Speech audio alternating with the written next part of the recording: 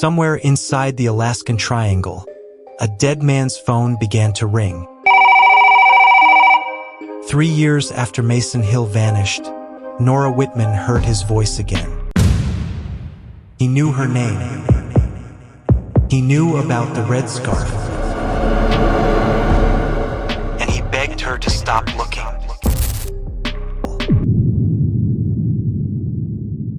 This story is fictional, but it is built on real places and real folklore. The Alaskan Triangle is a name often used for the vast and dangerous region between Anchorage, Juneau, and the far northern reaches of Alaska.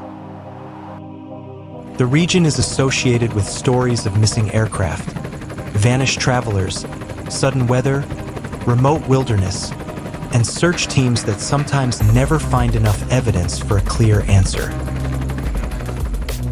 This episode also draws from the Tlingit legend of the Kushtaka, often described as a shape-shifting otter-like being that can mimic human voices and lure people toward the water.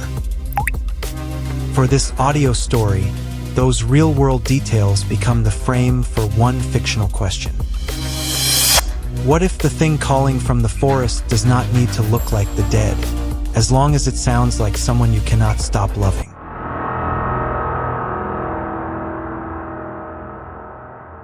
The mimic in the Alaskan Triangle. Every winter in Alaska, a new list appears. It is not printed across national headlines. It is not introduced with tragic music or red breaking news banners. It simply waits in police stations, rescue offices, and the phones of families who still jump every time the screen lights up after midnight. Name, age, height, color, last known clothing, last confirmed location. Then, beneath all of it, one short word: missing. In Alaska, missing does not always mean murder. Some people fall into glacial crevasses. Some vanish in spruce forests. Some are swallowed by sudden snowstorms on hunting trips. Some small planes disappear from radar less than 20 minutes from the runway. But there is another kind of disappearance people rarely speak about out loud. It is the kind that begins with a voice.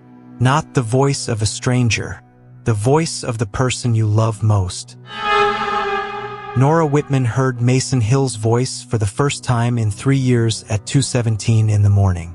She was working the night shift in the emergency department of a hospital in Anchorage.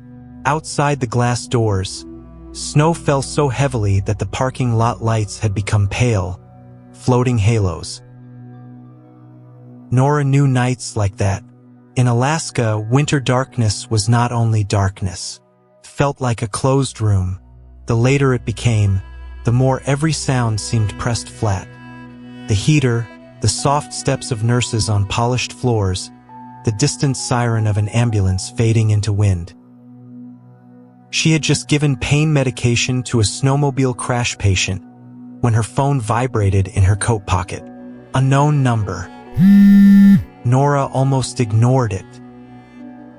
Then she saw the digits on the screen, and her hand froze. That number should not have existed anymore. It was the satellite number from Mason's phone, the same phone that vanished with him on his final flight 3 years earlier. Nora stood motionless in the hospital corridor while the ordinary world kept moving around her. A doctor signed a chart. A nurse pushed a supply cart past. A drunk man groaned in the waiting room, but for Nora, everything pulled away. She answered. At first, there was only wind. Not the wind outside the hospital. Something wider. Emptier. The sound of a place with no walls, no doors, and no one close enough to help. Then a man's voice whispered, "Nora." The phone slipped from her hand and struck the tile floor. A nurse turned around and asked if she was all right. Nora did not answer. She picked up the phone, pressed it tight against her ear, and heard the voice again. This time it was clearer. "Nora, I'm so cold." Her throat locked. It was Mason. It was not only the tone of his voice. It was the way he said her name, stretching the last syllable the way he always had. It was the tiny fracture in his speech, a rough edge left by a jaw injury from an old flying accident. No one could imitate that. No one. "Mason?" she whispered. The line stayed silent for several seconds. Then he said, "Don't let them look for me anymore." "Who?" Nora asked. "Where are you?" The wind grew louder. Beneath it came the sound of water. Not rain. Not plumbing. Waves striking stone. Mason said, "Bring the red scarf. The one you left in my plane." Nora closed her eyes. The red scarf. It was the last thing she had given him. On the morning of his flight from Juneau to Anchorage, she had wrapped it around his neck and told him it was too cold to fly without it. He laughed and said the cockpit heater worked just fine, but he kept it. Then his plane vanished. No wreckage. No body. No clear final distress signal. Only a smear of white static on a weather map. Later, podcasts and television specials called it another mystery inside the Alaskan Triangle. Nora hated that name. To her, the Alaskan Triangle was not a legend. It was an empty kitchen chair, a box of Mason's things in the garage, and a name she could not delete from her contacts. "Mason," she said, tears rising before she could stop them. "Tell me where you are." He breathed sharply. Then another sound entered the call, very soft, like someone laughing underwater. "Nora," Mason said, "when you come, don't trust my voice." The call ended. The next morning, Nora brought the recording to the Anchorage police station. Trooper Alan Reed listened to it 3 times. The first time, he kept his face still. The second time, he frowned. The third time, he removed his glasses and set them on the desk. "Nora," he said carefully, "I am not denying that this sounds like Mason." "It doesn't sound like him," Nora replied. "It is him." Reed looked at her for a long moment. "You know what voice imitation and artificial intelligence can do now?" Nora shook her head. "No one knew about the red scarf." "Did his family know?" "No." Reed went quiet. Outside the window, Anchorage looked gray and half-erased under fresh snow. Reed opened Mason's old file on his computer. Mason Hill. 37. Commercial bush pilot. Last route Juneau to Anchorage. Weather deteriorated fast. Signal weakened near the eastern edge of Prince William Sound, then disappeared. No aircraft recovered. No emergency beacon recovered. No passenger because Mason was flying alone. "There is something else," Reed said. "I was going to call you after we confirmed more." Last week, hunters near Yakutat found a piece of metal washed up on a rock beach. Part of the serial number matches the secondary locator from Mason's plane. Nora felt her heart hit hard enough to hurt. "Yakutat?" she asked. "Near there," Reed said. "A little bay that is hard to reach. No road access. Only float plane or boat, if the weather allows it." "Then we go," Nora said. Reed shook his head at once. "No. You are not going anywhere. That is Mason. It is a piece of equipment, Nora. You heard the call."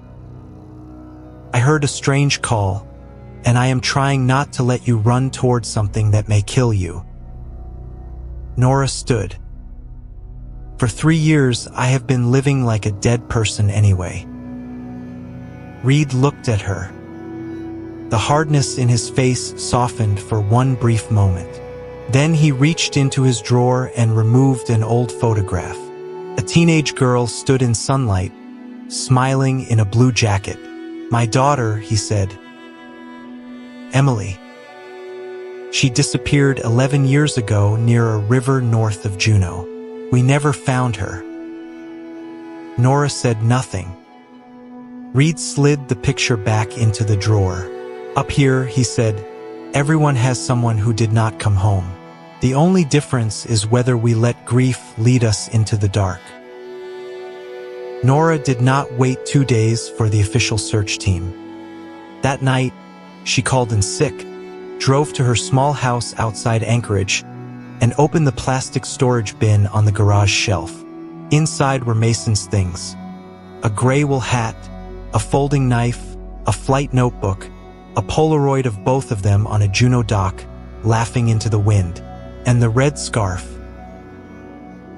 The fabric was old, but it still held the faint smell of pine, engine oil, and the cheap cologne Mason always wore. Nora pressed it to her face and closed her eyes. In the darkness behind her eyelids, she heard his warning again. "When you come, don't trust my voice." That should have frightened her. Instead, it felt like proof. A fake would tempt her with hope. The Real Mason would warn her. At midnight, Nora bought a ticket to Yakutat. Yakutat was not Anchorage. It was smaller, lonelier, and seemed to exist between two worlds. Black forest on one side, freezing ocean on the other. The plane landed in a mix of snow and rain. Nora stepped onto the runway and pulled up her collar. The air tasted like salt and ice, sharp as needles in her lungs. The woman waiting for her was Tessa James. She was a native Alaskan woman in her 40s, short, strong-shouldered, with black hair tied tightly behind her head. Tessa had worked with local rescue crews for years. She looked Nora over once, then glanced at the bag on her shoulder. "You are Whitman?" "Yes." "Reed called me. He said you might do something stupid." Nora pressed her lips together. He was half right. Tessa did not smile. Out here, half stupid is enough to die. They got into an old pickup truck.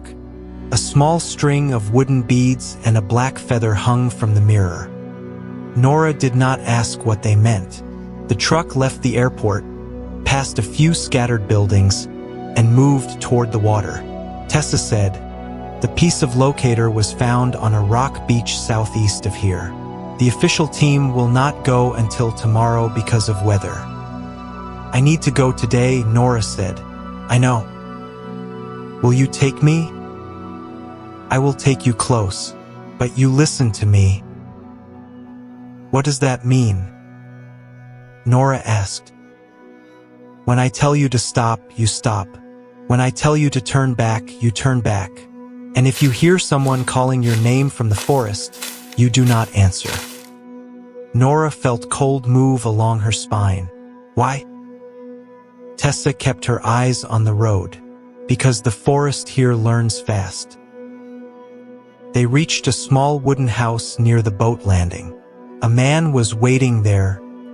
Ben Sutter, in his 30s, wearing a clean beanie and an expensive new jacket, holding a compact camera. "Nora Whitman, right?" "I'm Ben. I produce a documentary series about disappearances inside the Alaskan Triangle." Nora turned to Tessa. "Are you kidding me?" Tessa shrugged. "I did not invite him. He paid the boat owner." Ben stepped closer, lowering his voice as if he were sharing something sacred. "I know the Mason Hill case. I am sorry. But if you are here because there is new evidence, maybe we can help each other." "No," Nora said. "I do not make cheap clickbait. I want to tell the missing people's stories with respect. Nora looked at the camera in his hand. By pointing it at their fiancés? Before the argument could sharpen, Tessa cut in. The boat leaves in 10 minutes. Get on or stay. The boat was small, metal-hulled, with a low cabin. Its owner, Warren Pike, was a thin old man with a silver beard and a face wrinkled like dry bark. When Nora stepped aboard, Warren noticed the red scarf peeking from her bag. He stopped. Why did you bring that? Nora touched the scarf. It belonged to Mason. Warren looked at Tessa. The old man muttered, "Dead men do not need their old things. Only things pretending to be dead men do." The sea that morning was the color of dull steel. The boat moved past small slabs of drifting ice. On both sides, black spruce trees crowded the stone slopes. Fog crawled low beneath the mountains, making the land look unfinished, as if it had not fully risen out of the water. Ben tried filming an opening line, but the wind tore his words apart. Warren snapped at him to put the camera away. Ben frowned and asked if he really believed in the Kushtaka. Warren did not answer. Tessa sat across from Nora, both hands around her pack. After a while, she asked, "Have you heard the old stories about Kushtaka?" Nora shook her head. "Only the name." "Outsiders say Kushtaka," Tessa said. "They like to turn it into a monster because that is easier to sell. But the old stories are not that simple. Some say it saves people from drowning. Some say it leads people away. Some say it imitates crying children, friends, and the voices of the dead." Ben lifted his recorder. Tessa looked at him. "I am not telling this for your podcast." He lowered it. Tessa turned back to Nora. "The important question is not what it is. The important question is this.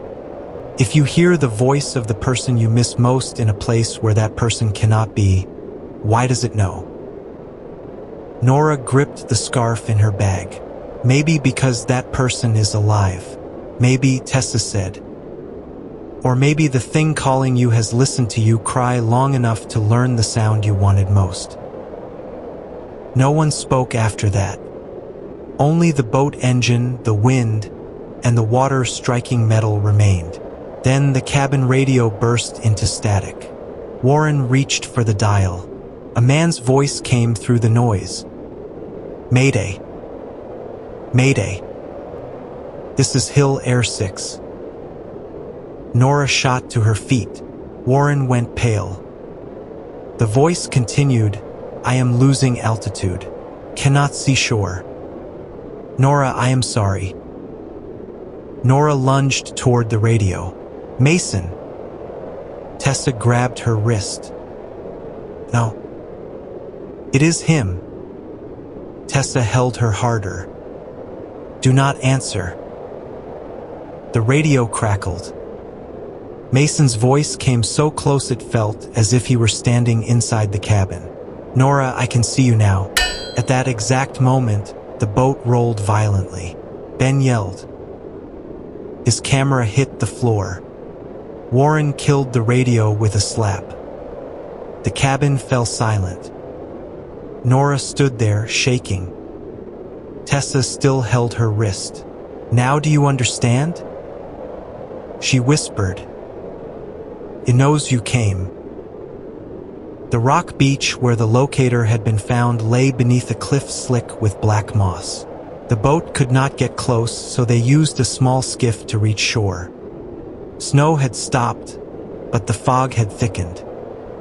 Every step on the wet stones was dangerous. Waves struck the cliff with a deep, wet thudding sound, like something enormous breathing beneath the water. Tessa led the way. Nora followed, then Ben. Warren stayed with the main boat. On the beach, Tessa pointed to a narrow gap between two large rocks.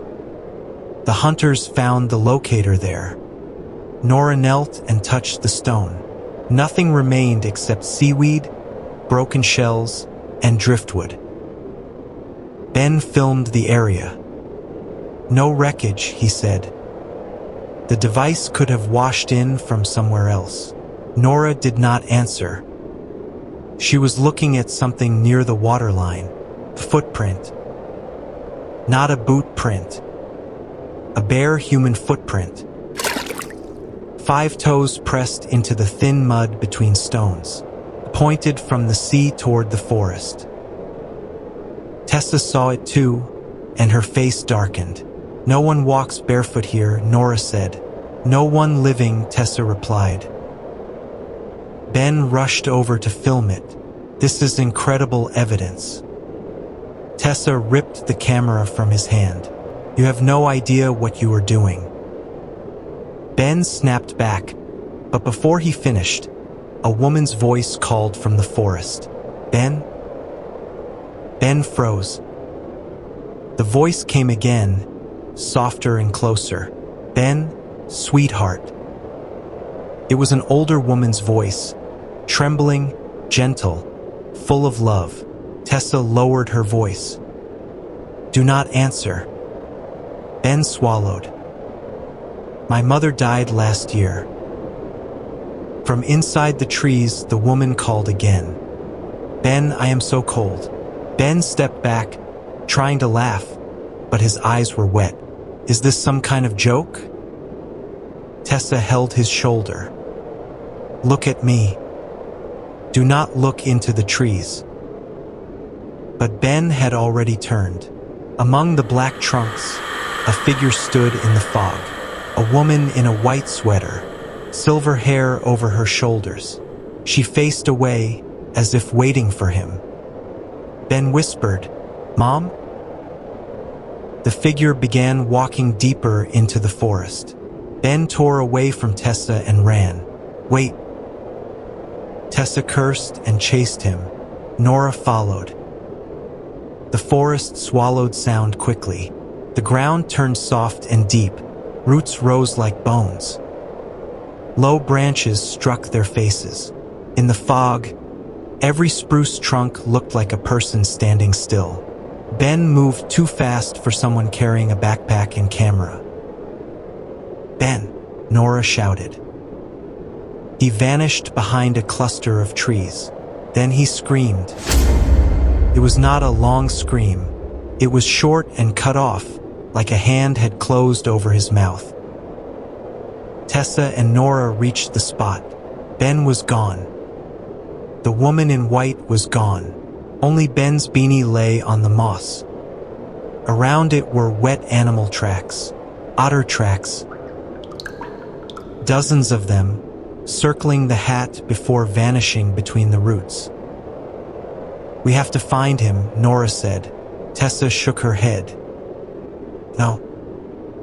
We have to get back to the boat." "You're going to leave him?" Tessa spun toward her. "You think this is the first time I have seen this?" Nora went silent. Tessa was breathing hard, looking around as if the forest could hear them. It does not always kill right away. It makes you run. Separates you. It gives you the voice you want. Then you walk yourself into a place no one can bring you back from.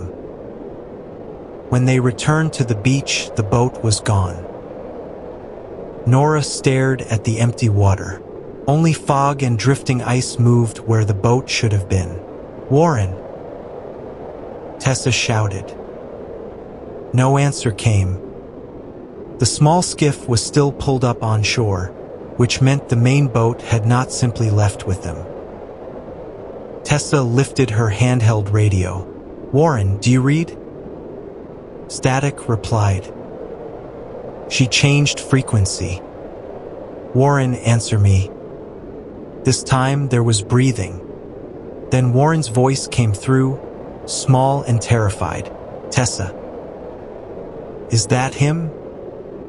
Nora asked. Tessa did not answer.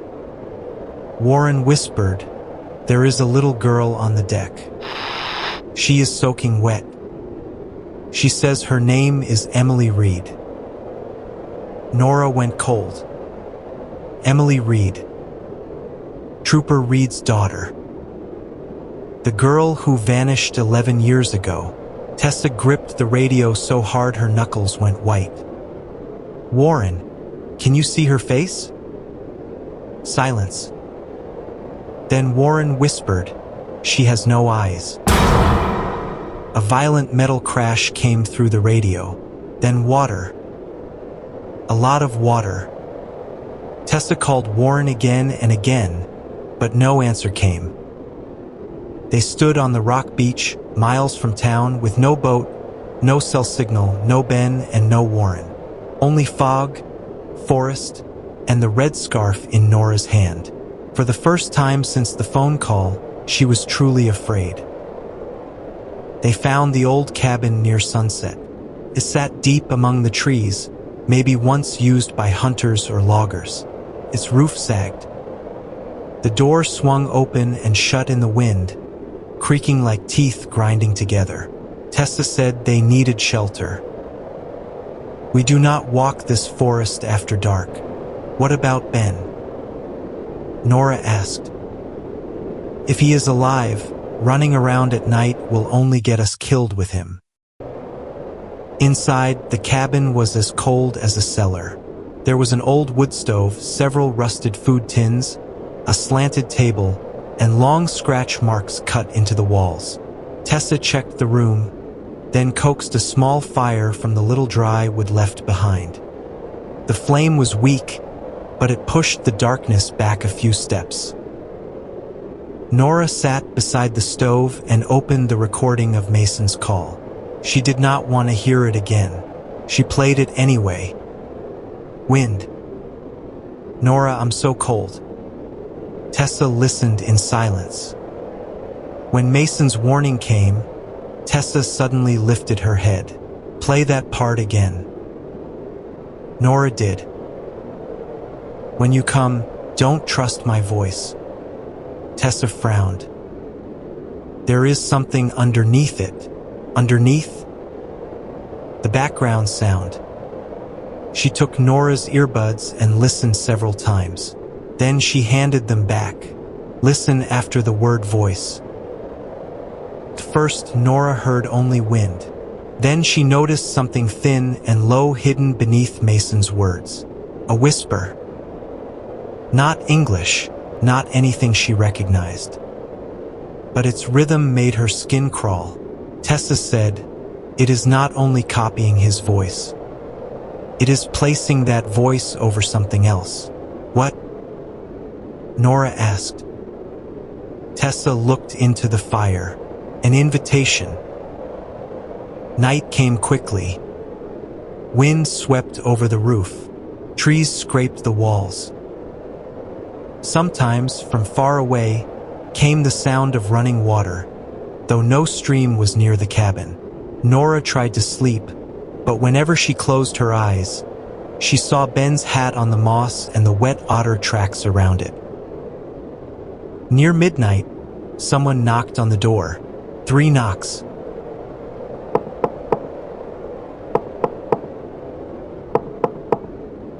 Nora sat up. Tessa was already awake, knife in hand. A man's voice spoke outside. Tessa? It's me. It's Ben. Nora almost stood, but Tessa pulled her back. Ben's voice trembled. I got lost. Please open the door. I am freezing. Nora whispered it could be him. Tessa said, ask him something only Ben would know. Nora had only met him hours ago. She knew nothing. Outside, Ben began to cry. Nora, please. I am sorry I filmed you. I do not want to die out here. Tessa whispered, do not open it. The knock came again, harder. Nora. For 1 second, Ben's voice warped, as if many throats had spoken her name together. Then the voice changed. "Mommy?" Nora went rigid. No. That could not be real. It was a child's voice, not any child. It was the voice of the baby Nora never had the chance to hold. After Mason disappeared, Nora learned she was pregnant. She told no one. 2 months later, after too many sleepless shifts and too much grief, she miscarried. No one ever knew if the baby had been a boy or a girl. No one had ever heard that child's voice. But outside the door, a child whispered, "Mommy, let me in." Nora began to cry without sound. Tessa wrapped both arms around her from behind. "That is not your child," Tessa said. "Takes grief, not truth." The child continued, "Mommy, I'm cold." Nora bit her own hand until she tasted blood, just to keep herself from standing. Then claws scraped down the wood. 1 line. 2 lines. 3. The sound dragged slowly, deliberately, as if the thing outside knew they were listening. Then everything went silent. Tessa did not let go of Nora until dawn. Then she whispered, "Now you understand. It does not only copy the dead." Nora stared at the scratched door. "Copies what we wish we could hear." The next morning, they tried to return to the beach, but the forest had changed. The path from the day before did not look the same. Trees stood closer together. Moss seemed thicker. Stones had strange, stretched shapes, like faces pulled long by water. Tessa's compass spun, then froze, then spun again. After 3 hours of walking, they found the same cabin again. Nora stared at the door. The scratch marks were still there. Tessa whispered, "Impossible. Are we walking in circles?" Nora asked. "No," Tessa said. "It is keeping us in one." Tessa took the wooden beads from her pocket and tied them around Nora's wrist. "Do not take this off." "What is it?" "A reminder." "Of what?" "That you are still you."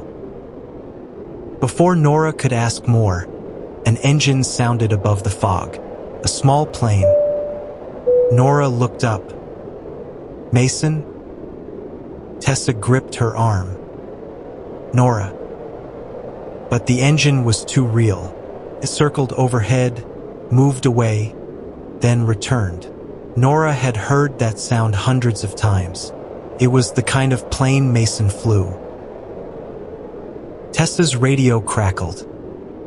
"Hill Air 6 to ground. I see 2 people under the trees." Nora shook. Tessa shook her head. "Do not." But Nora pressed the button. "Mason?" The line stayed silent. Then he answered. "Nora, finally. You can hear me." Tessa snatched the radio and threw it to the ground. "You answered it." The radio kept speaking from the dirt. "It's all right, Tess. I only want to take her home." Tessa froze. Mason's voice laughed softly. "You remember me, don't you? The little girl in the rain at Huna? You begged me not to take your brother." Tessa screamed and kicked the radio into a tree. It broke apart. But Mason's voice did not stop. This time it came from the forest. "Both of you have someone you want to see again. Why keep fighting?" Tessa grabbed Nora's hand. "Run."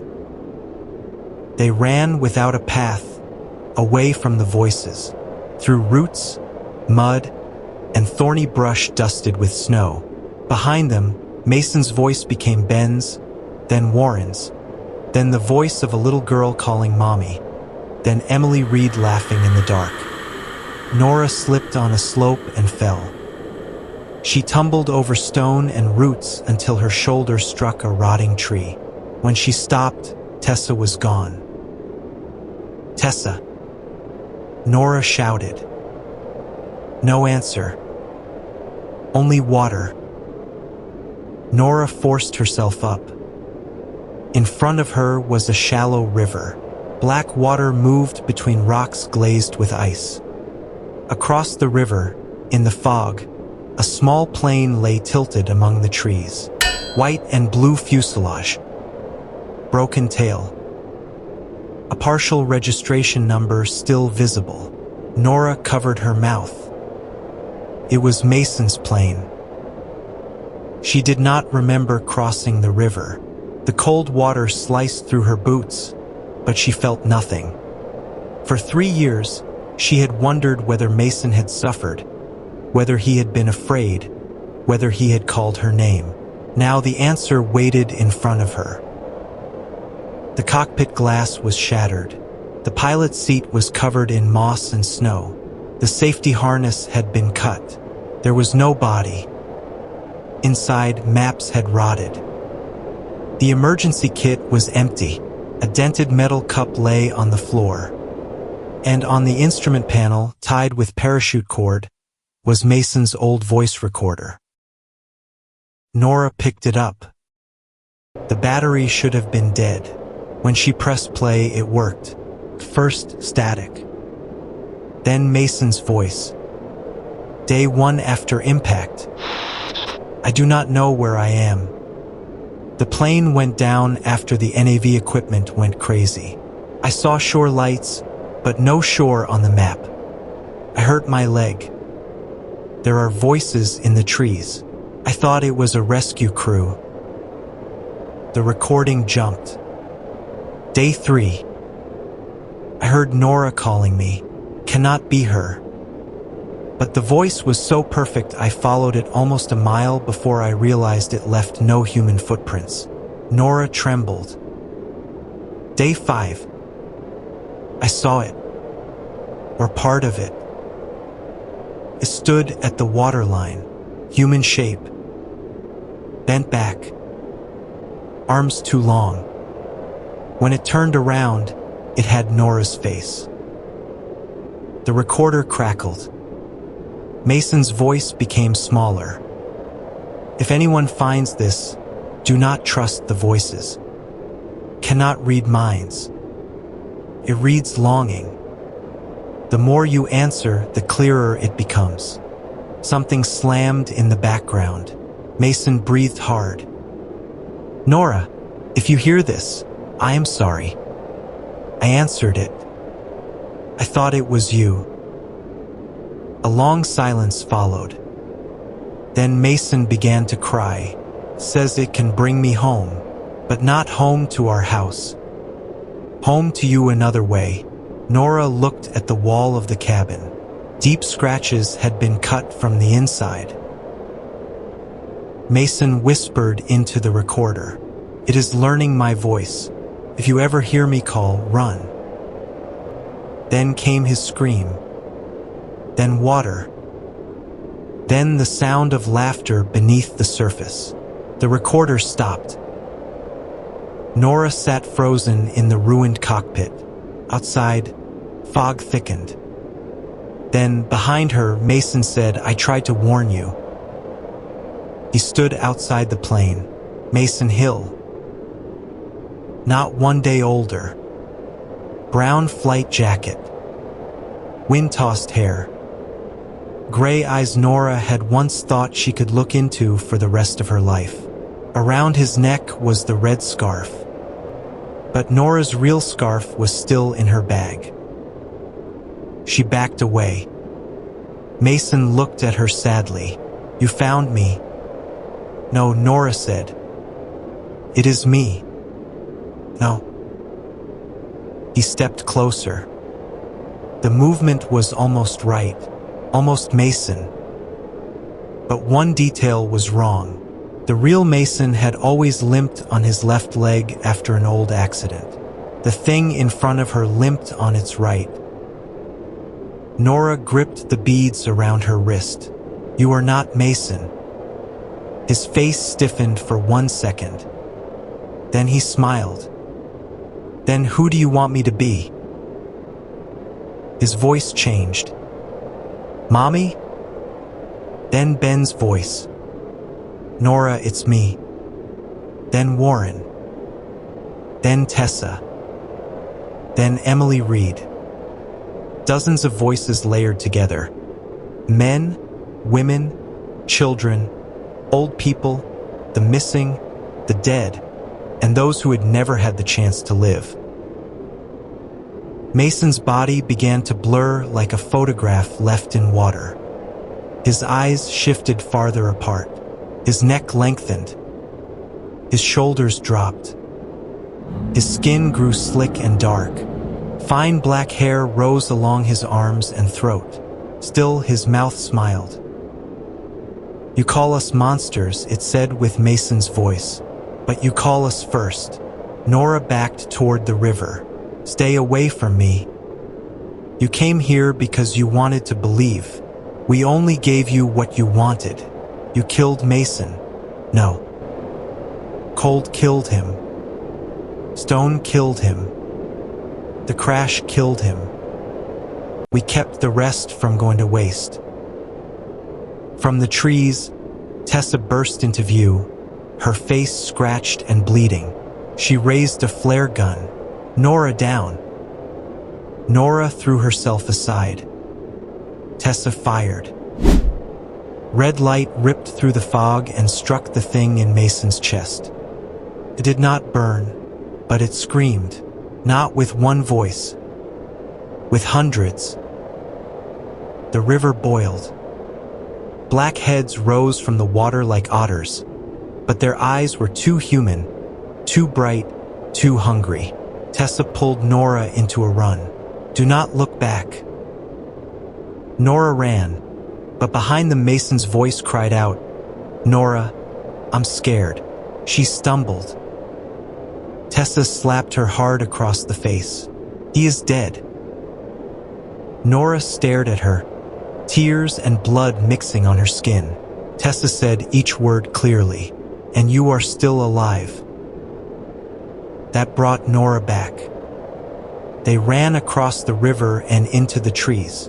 Behind them came the sound of water exploding, claws on stone, and the voices of loved ones calling their names in 100 different ways. Then they saw lights. 3 white beams cutting through the fog. A rescue helicopter hovered over a thin opening in the trees. Reed had come. 2 rescuers dropped a line. Tessa pushed Nora forward. "Climb." Nora grabbed the rope. Below her, the thing with Mason's face rushed out of the trees. It no longer tried to look human. His body was long and low, but it stood on 2 legs. Wet black fur covered it. His hands were webbed. Its face was still Mason's, stretched wide, mouth opening nearly to the ears. It grabbed Nora's boot.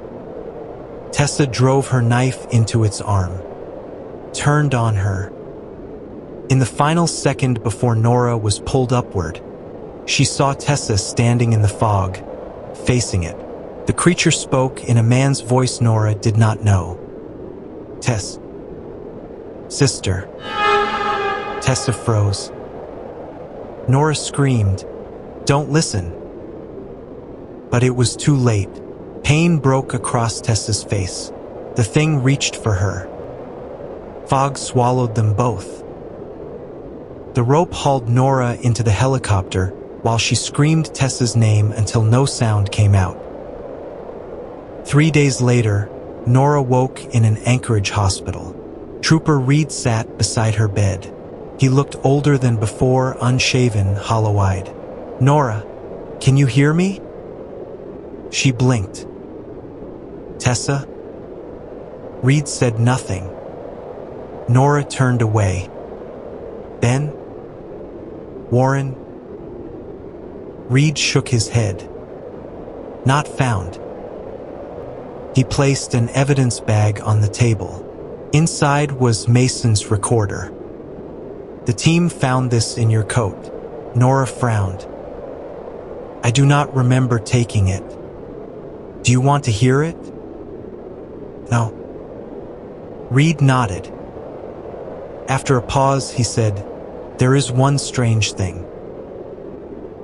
The helicopter received an emergency signal from Tessa's radio, but when we recovered the broken pieces, her radio could not have transmitted anything. Nora looked at him. "Who called?" Reed took out his phone and played the rescue recording. Static. Then a young girl's voice. "Dad, I found them." Reed closed his eyes. Nora knew the voice before he said anything. "Emily." The recording continued. "Do not go into the water, Dad. Only pull the woman up."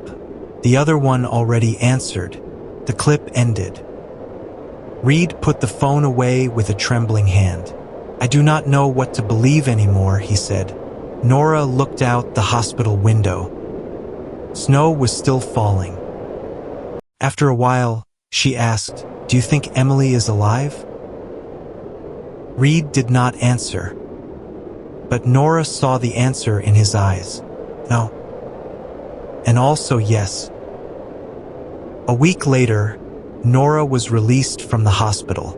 She returned to her small house in Anchorage. Everything looked the same. Mason's storage box in the garage, a coffee mug on the shelf, the gray blanket over the sofa. But Nora was not the same. She slept less, ate less. Every night, she heard water moving inside the walls, although the plumbing was fine. On the third night home, her phone vibrated. It was not an unknown number. It was Tessa's. Nora stood in the living room and watched the screen glow in the dark. She did not answer. The call stopped. A voicemail arrived. Nora did not want to open it, but her finger pressed play. Tessa's voice filled the room. "Nora, I'm all right." Nora dropped the phone. The voice kept playing. "You forgot something here." Nora backed away. In the hallway, water dripped onto the floor. One drop. Then another. Then another. She turned on the light. Nothing was there. When she turned back, the red scarf lay on the living room table, soaked through. Nora stood perfectly still. Her real red scarf had been taken by police as evidence. So where had this one come from? Tessa's voice spoke from the phone on the floor. "You answered it, Nora." "No," Nora whispered. "You answered Mason on the radio." Nora covered her ears. "No." "And when you answered, it heard the way home." The lights went out.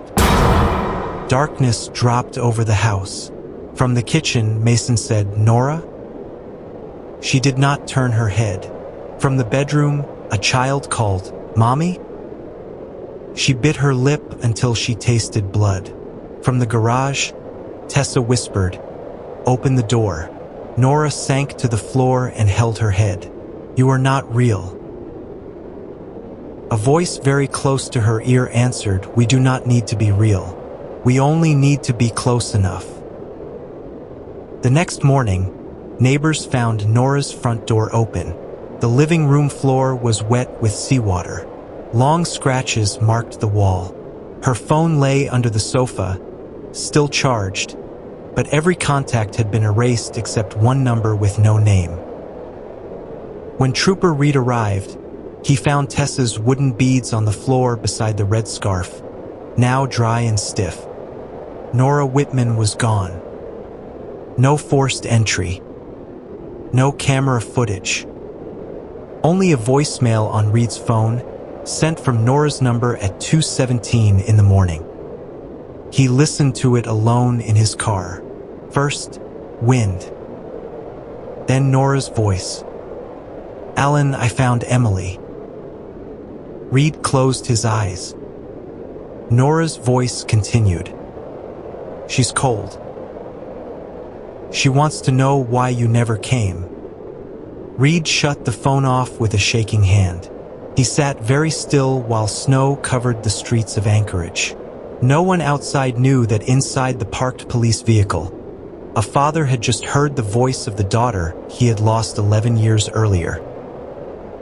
His phone vibrated again. A new text from Nora's number. Only one line. "Do not trust my voice." Reed stared at it. Then, from the back seat, Emily said, "Dad." He did not turn around. Tears moved down his face. "Dad," she pleaded. "Look at me." Reed squeezed his eyes shut, but in the rearview mirror, he still saw a small wet hand rest on his shoulder. Between the fingers was thin webbing, like an otter's paw. No one ever found Nora Whitman.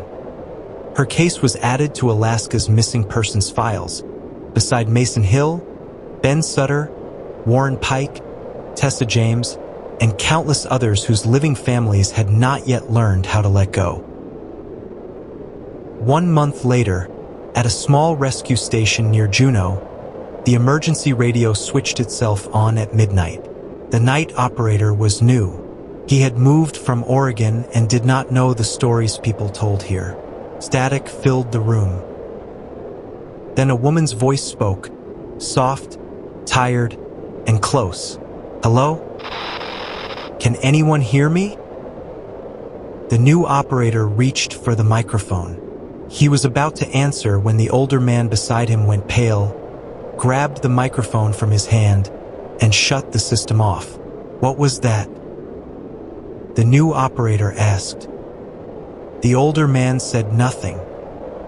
He only stared at the radio display. The signal had come from a device code deleted from the system 3 years earlier. Mason Hill's device. In the dark room, the dead radio gave one small laugh, like water running over stone, like someone learning how to pronounce the next name. And somewhere out in the white emptiness between Anchorage, Juneau, and the frozen north, something moved through the forest. It was not in a hurry. It did not need to hunt.